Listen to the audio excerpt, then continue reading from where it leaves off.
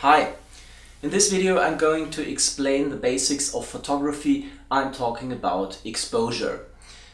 Exposure is so essential to photography, like learning how to operate a steering wheel and the brakes on your car. You just have to know what you're doing in order to get it right.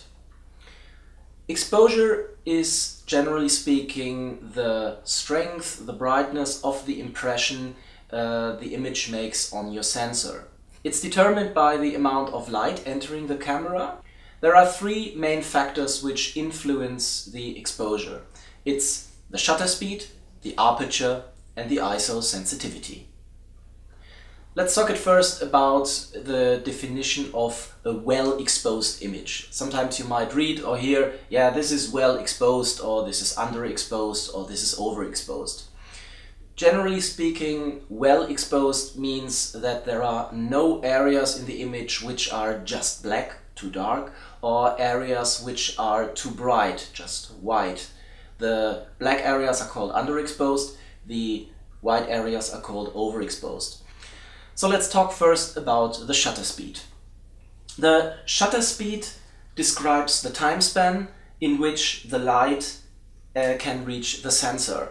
There is a small curtain in front of the sensor, and when the exposure time starts, then the curtain opens, light can fall on the sensor and starts the exposure, and when the exposure ends, then the second curtain closes it and everything starts again. The shutter speed describes how an image is depicted in terms of movement. So a fast shutter speed, very short time span, freezes movement, and a long shutter speed or a slow shutter speed causes the image to be blurred. And both are different effects which you can employ in your image. So if you picture a motorcycle driving past you and you have a very fast shutter speed, let's say 1/1000th of a second, so movement is frozen because you only look at the moving motorcycle for a very short time span.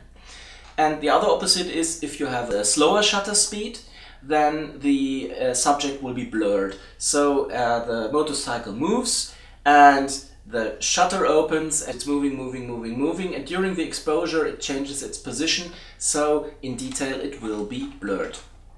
So these are the two different effects shutter speed can have. The next effect, which is the next factor which has to be taken into account, is the aperture. So we've had shutter speed, that's the time span, now the aperture. The aperture is the opening in the lens through which the light can enter the camera and fall on the sensor. The aperture is determined by the diameter of the lens barrel. This determines the maximum aperture.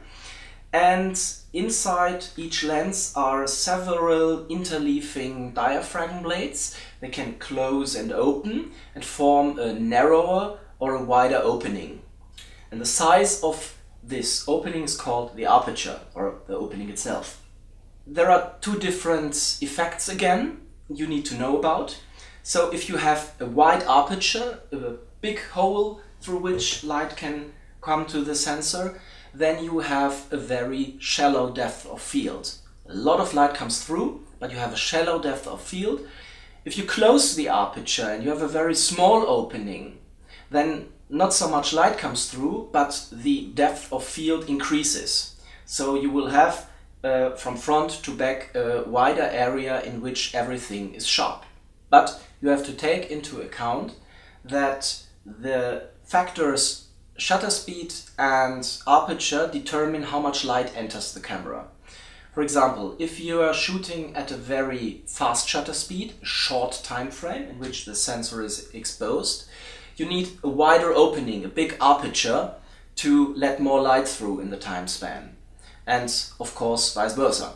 So if you close the aperture, the opening is smaller, not as much light goes through, you have to increase the time span, so go for a slower shutter speed. So these are the two different factors which influence the look of your image. You can freeze movement with the shutter speed. You can determine the depth of field by choosing the aperture.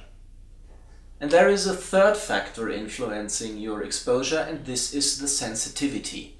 This should only be used as a joker. The ISO sensitivity is the measure for boosting your signal, for amplifying the signal from the sensor.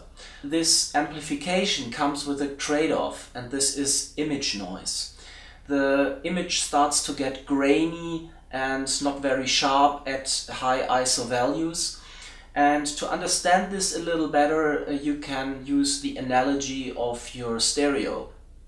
Let's say you have an MP3 player, you set it to a very low volume, you connect it to your stereo, and in order to hear the music at a decent volume, you have to crank up the amplification in the stereo. So low input signal, strong amplification in the stereo, the result will be you will hear the music, but it will be with a lot of noise, so there's a buzzing, humming, or whatever it is called. And the very same thing happens in the camera. When the signal from the sensor is amplified, error is induced. Noise is nothing else as an error induced by the amplification. And this is why the ISO sensitivity should always only be the joker for you in photography. Keep the ISO as low as possible, and only if you can't play with aperture or shutter speed anymore, increase the ISO sensitivity. This is basically it. These are the basics of photography. You have to digest them for a moment. It's very important to understand shutter speed, aperture and ISO sensitivity, and how these three work against each other or work with each other. And you can rewatch the video anytime. That's the wonderful miracle of YouTube.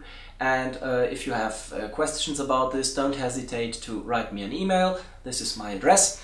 And I hope I could explain it in an understandable fashion. Thank you very much for watching, and bye.